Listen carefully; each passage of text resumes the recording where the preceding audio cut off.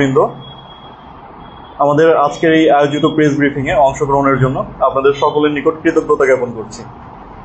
আপনারা সকলেই অবগত আছেন যে গত 20শে আগস্ট সন্ধ্যা আনুমানিক 6:30 হতে 7টা নাগাদ চান্দগাঁও থানাধীন মোহরা এলাকায় কাপ্তাই রাস্তার মোড়ে একটি স্পর্শকাতর হত্যাকাণ্ড সংঘটিত হয়। পরবর্তীতে প্রিন্ট এবং ইলেকট্রনিক মিডিয়ার মাধ্যমে তার সারা দেশে ব্যাপক আলোড়ন এবং চাঞ্চল্য সৃষ্টি করে। উক্ত হত্যাকাণ্ডের পর হতেই আমরা আমাদের গোয়েন্দা নজরদারি এবং সাঁড়াশি অভিযান শুরু করি। তারই ফলশ্রুতিতে আমরা এই হত্যাকাণ্ডের প্রধান অভিযুক্ত 3 আসামি ইমন, রায়হান, সালমান এবং সহযোগী অপর 5 আসামিকে চট্টগ্রাম এবং কক্সবাজারের বিভিন্ন এলাকা থেকে গ্রেফতার করতে সক্ষম হই। আমরা আসামিদেরকে জিজ্ঞাসাবাদের মাধ্যমে প্রাথমিকভাবে জানতে পারি মূলত ঘটনার 2 হতে 3 দিন আগে অভিযুক্ত আসামি রায়হান এবং ইমন তাদেরকে একটি মোবাইল চুরির অভিযোগে স্থানীয় জনগণ সালিশি বিচারের সম্মুখীন করে।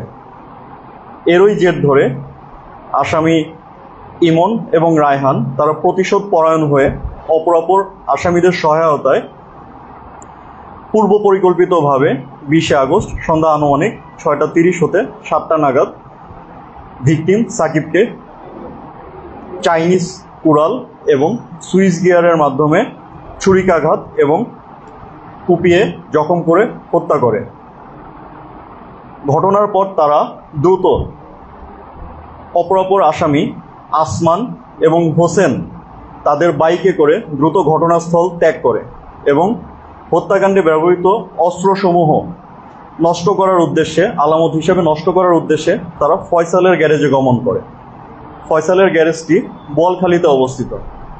পরবর্তীতে ফয়সালের গ্যারেজে তারা অস্ত্রের গায়ের রক্ত মুছে ফেলে অস্ত্রটি সুকৌশলে ফয়সালের গ্যারেজে লুকিয়ে রাখে। দেশীয় তৈরি চাইনিজ কুড়ালটি ফয়সালের গ্যারেজে সুকৌশলে লুকিয়ে রেখে অপর অস্ত্র সুইচ গিয়ার ছোড়াটি আসামি ইমন তার সাথে করে নিয়ে তার মামার বাড়ি হাটহাজারিতে লুকিয়ে ফেলে। পরবর্তীতে আসামি রবিউল, রায়হান, ইমন, শাহেদ এবং সালমান তারা চট্টগ্রাম ত্যাগ করে কক্সবাজারের ঈদগাঁও থানা এবং চকরিয়া থানায় গমন করে এবং সেখানে লুকায়। আমরা প্রাথমিকভাবে তারা ঘটনাস্থল হতে যে 2টি বাইকে করে পালিয়েছিল ওই 2টি বাইক আটক করি এবং আসমান এবং হোসেনকে গ্রেফতার করি।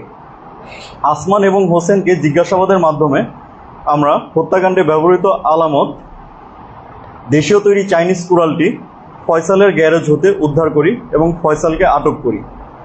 পরবর্তীতে ফয়সালকে জিজ্ঞাসাবাদের মাধ্যমে আমরা জানতে পারি বাকি 5 আসামি কক্সবাজারের ঈদগাঁও থানা এবং চকরিয়া থানায় অবস্থান করছে। আমরা প্রথমে কক্সবাজারের চকরিয়া থানা হতে আসামি রায়হান এবং রবিউলকে গ্রেফতার করি এবং তাদের মাধ্যমে জানতে পারি আসামি শাহেদ, ইমন এবং সাকিব তারা তাদের নানু বাড়ি ঈদগাঁও থানায় অবস্থান করছে। এই তথ্যের ভিত্তিতে আমরা পরবর্তীতে ঈদগাঁও থানায়ও অভিযান করি এবং অভিযান করে সেখান থেকে আসামি ইমন, শাহেদ এবং সাকিবকে গ্রেফতার করতে সক্ষম হই। আমরা আসামিদেরকে চট্টগ্রামে নিয়ে এসে অধিকতর জিজ্ঞাসাবাদ করি এবং এই জিজ্ঞাসাবাদের মাধ্যমে আমরা ইমনের দেখানো মতে হাটহাজারি থেকে তার মামা বাড়ি হতে হত্যাকাণ্ডে ব্যবহৃত সুইচ গিয়ার ছুরিটিও উদ্ধার করতে সক্ষম হই। আমরা উক্ত ঘটনায় জব্দকৃত সকল আলামত এবং আটককৃত সকল আসামিকে পরবর্তী সুষ্ঠু তদন্ত এবং বিচারের স্বার্থে চান্দগাঁও থানায় হস্তান্তর করব। ধন্যবাদ।